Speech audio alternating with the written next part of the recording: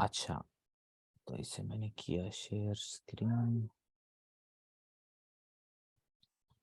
अच्छा जी, सबसे पहले आज हम बात करेंगे यूटिलाइजिंग एक्शन बार। यूटिलाइजिंग एक्शन बार से मतलब ये है कि हम जो हमारे पास एक्शन बार है या जो टॉप के ऊपर ऊपर आती है, जिसे हम नेविगेशन बार या टाइटल बार कहते हैं, उसके ऊपर सिर्फ हम टाइटल्स ही नहीं बल्कि कुछ और ऑप्शंस, कुछ और मज़ीद चीज़ें भी अगर हमें ज़रूरत हो तो वो हम ला सकते हैं। हम ऐसा भी कर सकते हैं कि जो हमारी एक्शन बार है वो टोटली अपीयर ही ना हो। हम ऐसा भी कर सकते हैं कि उस एक्शन बार के ऊपर अपने कस्टम एक्शन जो है वो यहाँ पर लगा सकते हैं। या तीसरी ऑप्शन ये है कि हम एक कस्टम एक्शन बार बनाकर उसे यहाँ पर सेट कर लें। ठीक है, तो तीन चीज़ें। नंबर वन, हम इसे हाइड कर सकते हैं। नंबर टू, हम कस्टम बना सकते हैं। नंबर थ्री, हम यहाँ पर मज़ीद कुछ ऑप्शंस को ऐड करना चाहें तो कर सकते हैं। अगर आप चाहते हैं कि आपकी ऐप ऐसी है जिसके ऊपर एक्शन बार की ज़रूरत नहीं है, जिस तरह की आजकल आप देखें फेसबुक है, व्हाट्सएप, कुछ या बहुत सी ऐसी एप्लीकेशंस होंगी जिनके ऊपर ये एक्शन बार आपको नज़र नहीं आएगी, तो आप क्या करें, मैनिफेस्ट फाइल में जाएंगे और यहाँ पर हम एक छोटा सा चेंज करेंगे। ये जहाँ पर आपकी एक्टिविटी है उसमें आप थीम्स में ये चीज़ लिख देंगे। नो, इसके एक्टिविटी के यहाँ पर थीम में नो टाइटल बार। और अब की बार जब इसे अगर हम दोबारा रन करेंगे तो आप देखेंगे कि वो टाइटल बार हमें नज़र नहीं आएगी, हमारी एक्टिविटी ब्लैंक होगी। खैर, शायद इसमें कोई इशू है, बाद में देखेंगे सर। सो और भी तरीके हैं। हम इसके रिसोर्सेज फोल्डर में जाकर इसकी यहाँ पर होता है कलर्स एंड थीम्स। यहाँ थीम्स में जाके हम यहाँ पर चीज़ों को मज़ीद सेट कर सकते हैं। लेकिन खैर वो मेरे ख्याल में यहाँ पर था नो एक्शन बार। हाँ जी, इसे अगर रन करें तो आप ये देखें अब हमारे पास यहाँ पर एक्शन बार नहीं है। ठीक है, सो एक तरीका मैनिफेस्ट फाइल में भी है, लेकिन शायद वो पुराना मेथड है, उसमें वो नहीं लिखा हो, वो नहीं चल रहा, वो क्रैश कर रहा है। तो आप यहाँ पे आके थीम्स के फोल्डर में से थीम्स, और उसमें से आप यहाँ पर ये जो सबसे पहले पेरेंट है इसमें नो एक्शन बार करेंगे तो आपको एक्शन बार नज़र नहीं आएगी। और अगर आप इसे डार्क एक्शन बार या जो भी इसकी प्रीवियस वैल्यू होगी वो सेट करेंगे तो एक्शन बार जो है वो आपको दोबारा यहाँ पर नज़र आएगी। ठीक है जी, अब हम ये देखेंगे कि यहाँ पर अब हमने यहाँ पर ये देखना है कि यहाँ पर अगर हम कुछ ऑप्शंस मज़ीद ऐड करना चाहें तो कैसे कर सकते हैं। उसके लिए क्या करना है आपको, यहाँ पर हम रिसोर्सेज फोल्डर में जाएंगे, यहाँ पर न्यू, यहाँ से डायरेक्टरी, और इस डायरेक्टरी का नाम हम रखेंगे मेन्यू। और इसमें राइट क्लिक करेंगे, न्यू, न्यू में से मेन्यू रिसोर्स फाइल। सो ये होना ज़रूरी है। वो फाइल डायरेक्टरी नेम अगर आप चेंज करना भी चाहें तो कर सकते हैं, लेकिन ये मेन्यू रिसोर्स फाइल होना ज़रूरी है। यहाँ से आप जाएंगे न्यू, न्यू से मेन्यू रिसोर्स फाइल, और यहाँ पर आप उसका नाम रखेंगे। आप इसका नाम कोई भी रख सकते हैं। अब चूंकि ये वो मेन्यू है जो मैं मेन एक्टिविटी के साथ एसोसिएट करने लगा हूँ, इसलिए मैं इसका नाम मेन रख रहा हूँ। वैसे अगर आप जो भी इसका नाम रखना चाहें वो रख सकते हैं। और यहाँ से आप इसके बताएंगे कि ये कहाँ पर सेव होगा। और उसके बाद ये है कुछ क्वालिफायर्स हैं। ये क्वालिफायर्स ये होते हैं कि अगर आप चाहते हैं कि स्क्रीन की विड्थ या हाइट एक मखसूस हो तब ही ये चीज़ शो होनी चाहिए, तो आप इन कंडीशंस को भी यहाँ पर ऐड कर सकते हैं। लेकिन ये चीज़ आज के टॉपिक से बाहर है, जिसे हम बाद में देखेंगे। सो इसे मैंने किया ओके। सो अभी आप ये देखिए, इसे ज़रा साइड पे कर लेते हैं। तो यहाँ से हमने किया स्प्लिट। तो अब की बार देखिए, आमतौर पर हमारे पास जो XML फाइल आती है उसमें लीनियर लेआउट और बहुत कुछ होता है, लेकिन अब की बार हम ये लेआउट कंप्लीट नहीं बना रहे, बल्कि यहाँ पर क्या है, एक सिर्फ एक हम मेन्यू बना रहे हैं। और मेन्यू के अंदर तीन चार बेसिक चीज़ें होती हैं। अगर हम इसके इस फाइल पे जाएं, इस पेज पे जाएं, तो यहाँ पे हमें इसकी काफ़ी डिटेल्स मिल जाएंगी। ये मैं आपको इसका लिंक शेयर कर दूंगा। तो यहाँ पे आके आप ने क्या, आप यहाँ पे आपको सारी डिटेल्स मिलेंगी कि इसकी सारी थ्योरी मिल जाएगी कि कहाँ पर क्या चीज़ है। तो इसमें हमें ये चीज़ मिलती है कि हमने यहाँ पर टाइटल सेट करना है, आईडी सेट करना है, ऑर्डर इन कैटेगरी है, और शो एज एक्शन। तो ये चार बेसिक चीज़ें हैं जो हमने हर सूरत में वहाँ पर सेट करनी है। सो टाइटल से आप समझ गए हैं क्या होगा, उसका नाम, आईडी जिस नाम से हम उसे एक्सेस करेंगे। ऑर्डर, ऑर्डर इन कैटेगरी किस तरतीब से वहाँ पर होगा, फर्स्ट नंबर पे, सेकंड नंबर पे, थर्ड, किस तरतीब से होगा वो। अगर आप तरतीब चेंज करना चाहें तो आप यहाँ से कर सकते हैं। और उसके बाद है शो एज एक्शन। इसमें 3-4 वैल्यूज हैं जिन्हें हम मुख्तलिफ वैल्यूज हैं, हम उन्हें ट्राई करके देखेंगे। तो उनके मुख्तलिफ बिहेवियर्स हैं, वो मैं आपको साथ साथ एक्सप्लेन करता जाऊंगा। और हमें साथ में आइकॉन भी चाहिए होता है। तो हम आइकॉन को ऐड करने के लिए इमेज एसेट, जो इसका अपना एक छोटा सा टूल है एंड्रॉयड स्टूडियो के अंदर ही, उसे यूज़ करेंगे आइकॉन्स बनाने के लिए। और वो हम कैसे बनाएंगे, ड्रॉएबल पे क्लिक करेंगे, यहाँ से न्यू, और यहाँ से हमें ऑप्शन मिलेगी इमेज एसेट। इमेज एसेट पे क्लिक करते हैं तो यहाँ पर कुछ बाय डिफ़ॉल्ट चीज़ें हमें मिलती हैं। आपने यहाँ पे क्लिक करना है। अगर आप के पास कोई अपनी इमेज है, उसे एज आइकॉन लाना चाहते हैं, तो इमेज एसेट टाइप में इमेज पे क्लिक करेंगे और यहाँ पर क्लिक करके आप वो फाइल इसमें लोड कर सकते हैं। लेकिन अभी के लिए हम जो इसके अंदर है ना, यानी कि पहले से बने हुए, सिर्फ उन्हीं को यूज़ करेंगे। तो हम क्लिप आर्ट पे क्लिक करेंगे। सो यहाँ से आप इस क्लिप आर्ट पे क्लिक कीजिए तो आपको यहाँ पर मुख्तलिफ आइकॉन्स मिल जाएंगे। आप इनमें से कोई भी आइकॉन जो आप यूज़ करना चाहते हैं आप वो कर लें। मिसाल के तौर पे अगर मैं यहाँ पर करता हूँ सर्च, तो ये वाला आइकॉन है जी, मैं फर्ज करिए इसे यूज़ कर रहा हूँ। इसे किया ओके। यहाँ उसका नाम होगा, और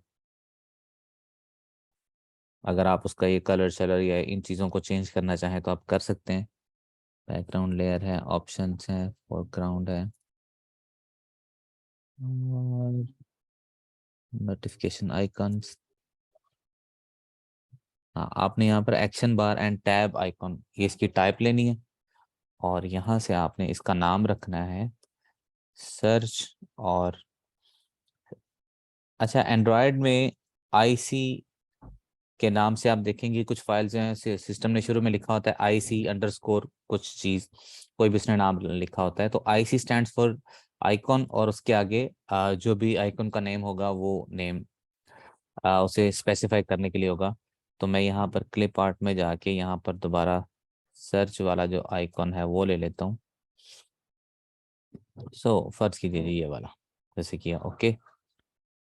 सो ये इसके काफ़ी सारे पीसीस बना देगा जिन जो कि हमारे मुख्तलिफ स्क्रीन के लिहाज से अपीयर होंगे। ये एमडीपीआई एचडीपीआई चीज़ें क्या होती हैं, ये मैंने आपको काफ़ी डिटेल में चीज़ें समझाई हैं।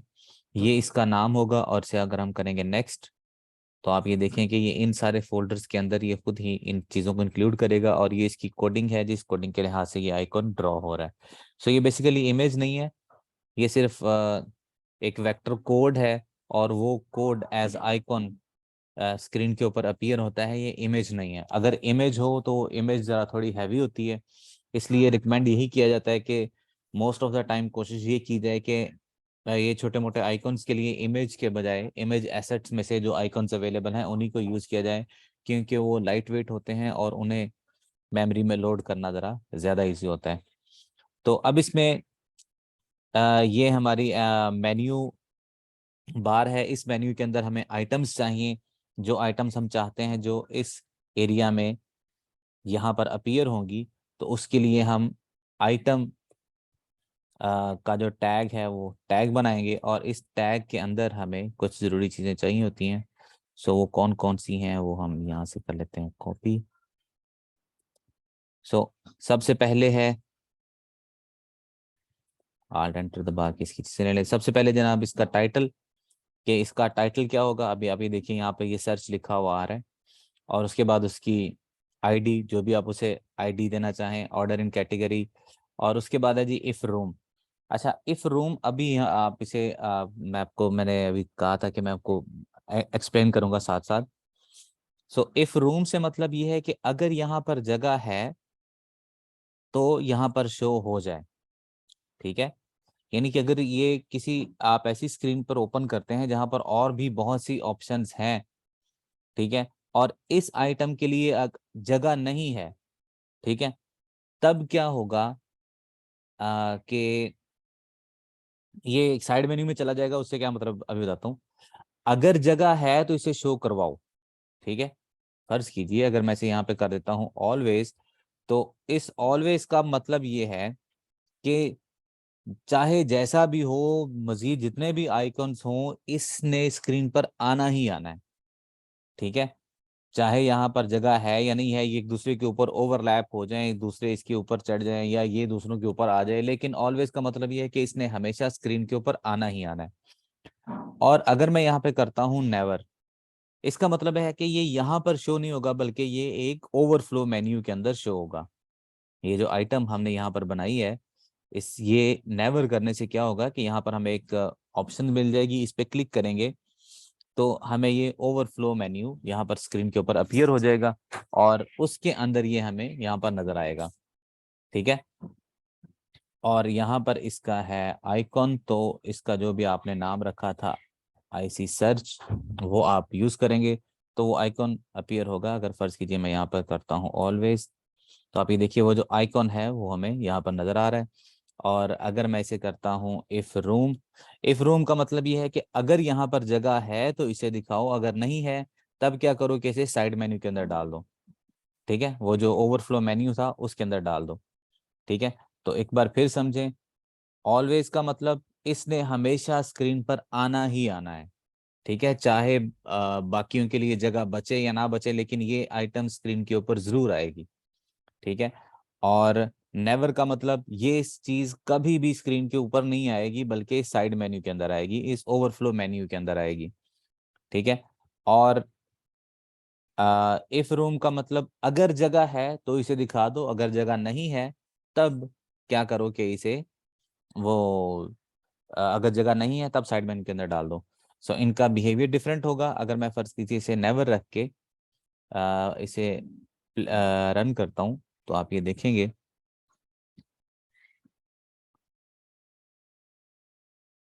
कि हाँ, अभी वो मैंने उसे कहा नहीं है कि ये यहाँ पर आएगा या नहीं, खैर वो बात मैं भी बताता हूँ आपको।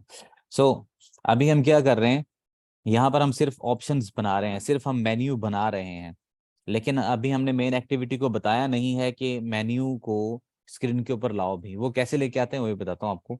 यहाँ पर फर्ज कीजिए मैं ज़रा दो तीन ऑप्शंस बना लेता हूँ। सो इसका नाम, इसकी आईडी मैंने रखी सर्च टू, और इसे मैंने रखा इफ रूम, और इसे अगर आप कोई और आइकॉन देना चाहें तो दे लें, वट एवर यू विश। तो इमेजिन कीजिए कि यहाँ पर जी मैंने सिर्फ अभी दो ऑप्शंस बनाई हैं, एक है इफ रूम, अगर जगह है तो हमें यहाँ पर आइकॉन नजर आ रहा है, और अगर हम यहाँ जगह नहीं होगी तब ये क्या होगा, ये साइड मेन्यू के अंदर आ जाएगा, ये इस छोटे मेन्यू में ओवरफ्लो मेन्यू के अंदर आ जाएगा। तो अब एक्टिविटी में हम जाके यहाँ पर हम लिखेंगे कि यहाँ पर हमने एक्टिविटी को बताना है कि अब इस एक्टिविटी के साथ सादी टाइटल बार नहीं होगी, सादा एक्शन बार नहीं होगा, बल्कि इसके साथ हमने वो जो मेन्यू बनाया है वो वाली ऑप्शंस भी इसके साथ आएंगी, ठीक है जी। तो उसके लिए हम इसका एक अपना फंक्शन यूज करेंगे जो कि इस वेब पेज के ऊपर बड़ी डिटेल में बाकी बातें भी लिखी हुई हैं। सो ये इसका फंक्शन है ऑन क्रिएट ऑप्शंस मेन्यू। यहाँ पर हम लिखेंगे ऑन क्रिएट ऑप्शंस मेन्यू। तो इसमें आपने रिटर्न स्टेटमेंट से पहले आपने यहाँ पर क्या करना है जी, एक मिनट ज़रा। सर जी एक्शन बार मेन्यू शो हो रहे हैं, उसका कलर चेंज, वो कलर शलर भी चेंज करते हैं, बट एक बार ज़रा मेन्यू तो ऊपर आ रहे हैं। सो यहाँ पे हमने क्या किया जी, गेट मेन्यू इन्फ्लेटर। अब आप ये जानते हैं कि गेट मेन्यू इन्फ्लेटर क्या होता है। ये ब्लैक सही नज़र नहीं आ रहा। आपके पास कोड जब आएगा ना तो आप अपने लिहाज से जिस तरह भी कोड उसका चेंज करना चाहें, जो भी कलर चेंज करना है आप उसका कर लीजिएगा। अभी के लिए हम सिर्फ ये देख लें कि वो मेन्यू यहाँ पे कैसे लाना है, फिर उसकी जो विजुअल सेटिंग्स जैसे आप करनी चाहें आप अपनी पसंद के लिहाज से कर सकते हैं। इन्फ्लेटर आप जानते हैं, हम रिसाइकलर व्यू और कस्टम लिस्ट व्यू के अंदर पढ़ चुके हैं। इन्फ्लेटर क्या होता है? ये एक ऐसी क्लास है जो हमारे व्यू को स्क्रीन के ऊपर लेके आती है। सो gate menu inflator dot inflate, और इसमें हम इसे बताएंगे कि कौन सा मेन्यू इन्फ्लेट करना है। R dot menu dot main, और साथ में हमने ये मेन्यू जो ऊपर से हमें ये मिल रहा है वो साथ पास करना है। अब की बार जब हम इसे रन करेंगे तो आप ये देखेंगे कि हमें यहाँ पर साथ में ये मेन्यू भी मिल रहा है। सो ये इस पे क्लिक करूँगा तो जो हमारी चीज़ें, वो सारी आइटम्स जिनकी हमने जो अवेलेबिलिटी है वो हमने नेवर की होगी या किसी वजह से वो स्क्रीन पर शो नहीं हो रही होंगी, तो वो हमें इस साइड मेन्यू में, इस ओवरफ्लो मेन्यू में मिल जाएंगी। और जिन्हें हमने ऑलवेज किया होगा वो हमें यहाँ पर मिल जाएंगे। अब सवाल ये है कि जी इनके क्लिक लिसनर्स को हम कैसे हैंडल करेंगे? तो इनके क्लिक लिसनर्स हैंडल करने के लिए आमतौर पर हम क्या करते हैं कि जिस तरह बटन्स के ऊपर हम वो लगाते हैं ऑन क्लिक लिसनर या सेट ऑन क्लिक, तो इसके अंदर हमें क्या मिलेगा? यहाँ पर हमें मिलेगा on menu, on option selected, on option item selected. ठीक है जी। सो ये फंक्शन तब रन होता है जब आप इनमें से किसी एक ऑप्शन को सिलेक्ट करते हैं और अब आप इसके ऊपर वो करना चाहते हैं कि यानी कि मुख्तलिफ ऑप्शंस के ऊपर मुख्तलिफ एक्शन परफॉर्म करना चाहते हैं। तो आप कैसे करेंगे? आप यहाँ पर लगाएंगे स्विच और यहाँ से आप लिखेंगे item dot get item ID. So और यहाँ पर आप कर लिखेंगे जिस case R dot I D dot search one, ये हमारा जो पहला सर्च था। सो यहाँ पर अब आप जो भी इसका लिखना काम करना चाहें इसके क्लिक पे आप वो यहाँ पर परफॉर्म करवा सकते हैं। सो फर्ज कीजिए जी हम यहाँ पर जा रहे हैं ये एक टोस्ट शो करवाना, तो मैंने ये उमर को सेंड किया था, वहां से किया कॉपी और यहाँ पे मैंने लिख दिया कि search, I impressed at search, और उसके बाद लगाया है जी यहाँ पर ब्रेक, और उसके बाद लिखेंगे case R dot I D dot search two, दूसरी आइटम की जो थी वो सर्च टू थी। तो यहाँ पे मैंने इसका नाम लिखा टोस्ट, और यहाँ पर भी इसका जो नाम था वो यहाँ पे लिख दिया। सो और इसके बाद मैंने लिख दिया कि I am pressed at search two. So अब जब हम इसे रन करेंगे तो ये वाला फंक्शन क्या करेगा कि इस मेन्यू को इसने स्क्रीन के ऊपर लेके आया है, और जब हम इनमें से किसी एक आइटम को सिलेक्ट करेंगे तो यहाँ से तो ये वाला फंक्शन एग्जीक्यूट होगा। और इस फंक्शन के अंदर हमें क्या मिलेगा? वो आइटम मिलेगी, और उस आइटम की आईडी को हमने स्विच स्टेटमेंट को दिया और उसके अंदर हमने केसेस लगा दिए कि अगर सर्च का केस हो तो ये वाला फंक्शन एग्जीक्यूट हो, अगर सर्च टू का केस हो तो ये वाला फंक्शन एग्जीक्यूट हो। तो मैं अगर इस पे क्लिक करता हूँ तो ये सर्च टू था, तो यहाँ पे मैं लिखा आ रहा है impressed at search two, whatever जो भी आपने टोस्ट में दिया होगा वो आप यहाँ पे चला सकते हैं, या जो भी आपने फंक्शन यहाँ पर कॉल करना होगा वो फंक्शन यहाँ पर कॉल कर सकते हैं। और इसी तरह अगर मैं यहाँ पे क्लिक करता हूँ और इसमें से सर्च पे क्लिक करता हूँ तो I am pressed at search, तो ये हमारी जो पहली आइटम थी उसके लिए है। ठीक है जी। सो ये हमारा एक टॉपिक जो है वो यहाँ पर ख़त्म हुआ। अगर किसी को कोई सवाल पूछना है तो वो पूछ सकता है।